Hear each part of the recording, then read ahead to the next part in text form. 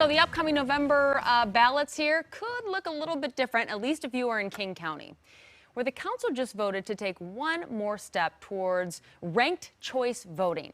That means you vote for people in order of your preference rather than just picking just one person. So to join us to talk about this morning, the council member who introduced the legislation that would make this a thing, Girmay Zahilay. Thank you so much for being with us this morning. My pleasure, everybody. How you doing? Good morning. Well, great. Thank you so much. So let's talk a little bit about this ranked choice voting. I have to admit, I wasn't 100% familiar with this before this concept sort of came on the scene. So talk about why the council is into this. How do you think this would benefit voters? Yeah, our state has been at the forefront of voting innovation for a long time, and ranked choice voting is the next step in that evolution. I say the clearest example is imagine you're a campaign volunteer knocking on doors for your candidate. You knock on a door, a voter comes out and says, hey, you're supporting somebody that's not mine. They close the door in your face. That's under our current system, the conversation ends. But under a ranked choice voting system, the conversation would continue, because if that voter opens the door for you and talks to you and you're supporting someone else, the conversation wouldn't end, because it's not an either or system. They could continue to support their candidate and still rank your candidate second. And so ranked choice voting allows us to continue conversations, listen to each other, have empathy, and form coalitions. You know what, the way that you're explaining this, and I might be completely off base, but this makes me wonder. I mean, right now we have partisan politics where you're one side or you're the other. And I know a lot of people aren't crazy about that idea.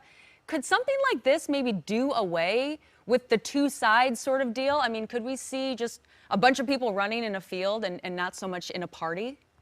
Absolutely. Ranked choice voting helps us get rid of toxic infighting, because again, it's not an either or. You're not supporting either this candidate or that candidate. You rank your preferences. And so like-minded people can form coalitions. Candidates who have similar platforms can say, hey, we're not enemies here. Let's say rank you first, rank me second, or vice versa.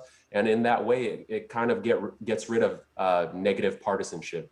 Okay, that makes sense. All right, so on the other side of this, I mean, I'm a very indecisive person, or maybe you're out there and you only like one candidate and you don't want to rank. I mean, are we complicating the voting system by doing this? No, on the voter side, it's very, very easy. We're all used to ranking things like our favorite TV shows 1 through 5, our favorite foods 1 through 5. It's the same thing. You would just say, this is my first preferred candidate, this is my second, this is my third, etc. So what happens next in this journey for the council? Do people in the county get to vote to make this a thing or not? I mean, what say do people have?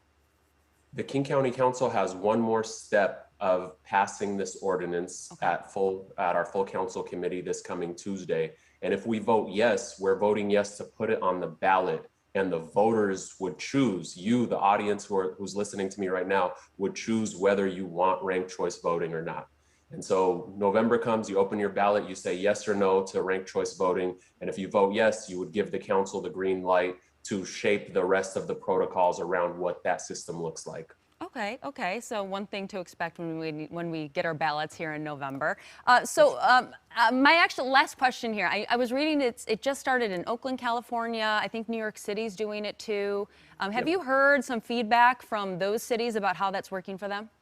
Yeah, in New York, it actually worked really well. There were some issues that happened that didn't have anything to do with that wasn't inherent to ranked choice voting, but the things that were inherent to ranked choice voting worked really well. You saw record high turnout in voters. You saw broad coalition building. You saw candidates who had similar platforms working together. And so you really had candidates going out and talking to all voters, and voters had more of their voice and their preference heard.